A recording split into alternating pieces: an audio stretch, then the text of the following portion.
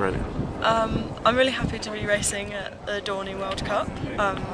I've got lots of memories of racing there. I've done some trials there, and way back when I was a coastal rower, we had the South Coast Championships there. So I think there is some video of that. A bit embarrassing, my coastal lean back, but I'll be doing it in a quad this time, and hopefully I'll be rowing a bit better. But yeah, I'm really excited, and thank you to everyone that's helping, thank you to the volunteers, and hopefully it'll be a really good race. Both ways. Okay, so just sort of a bit about it being excited to return to race at Dorney Lake. Yeah, that's okay. Yeah.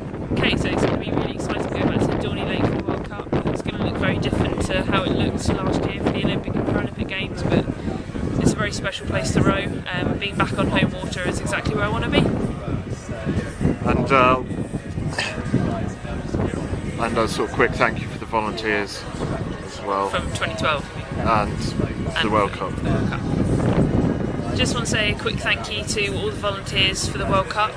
It helps bring the spirit of Dorney up and gives the place a real personality. So, as with the Olympic and Paralympic Games last year, volunteers are tops. So, hi guys, my name's Alan Campbell. I will be competing in the men's single scull at the Dorney World Cup coming up in 2013.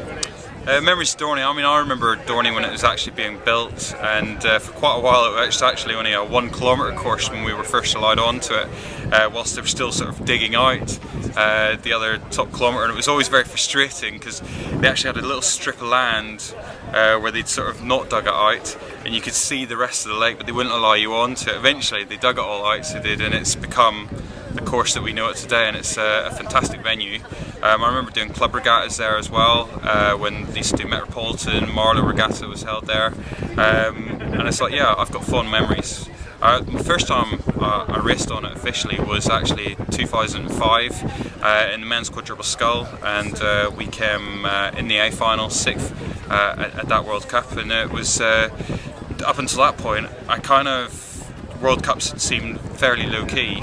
World Championships were quite big, but this was almost as big, if not bigger, than a lot of the World Championships I'd been to at that point. And it kind of set the standard for other World Cups going on from there. As such, I don't really know if any other World Cuppers really matched up to it. 2006 World Championships at Dorney, again, it was as big as the Athens Olympics in my mind in terms of the infrastructure. And then London, I mean, I could barely recognise this place, it was just exceptional.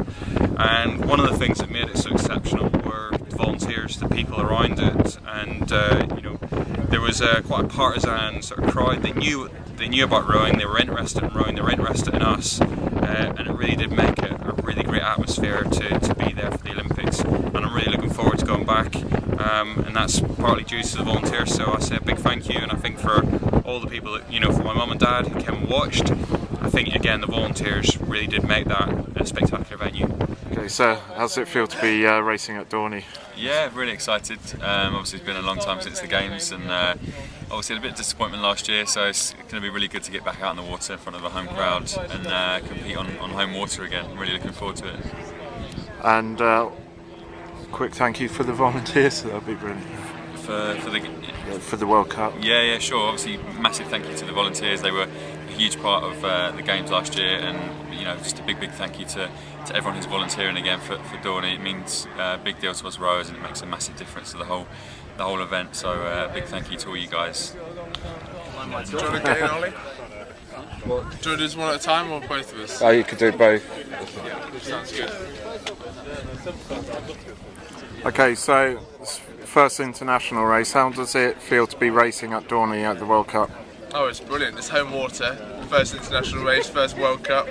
So yeah, really good, and it's in a new boat class for me as well, so really looking forward to it. Which boat class are you in? It's the mixed Paralympic Cox 4. Yeah.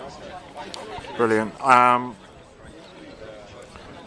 did you get into the squad? Oh, well, I've rowed since I was 11, able-bodied rowing. My coach went to a conference and came back and thought I might be able to get classified, and Pat and Mary, the physio and the coach came over to test me and I classified, so Brilliant. bit of a streak of luck really. Okay. So how do you feel about racing at Dorney?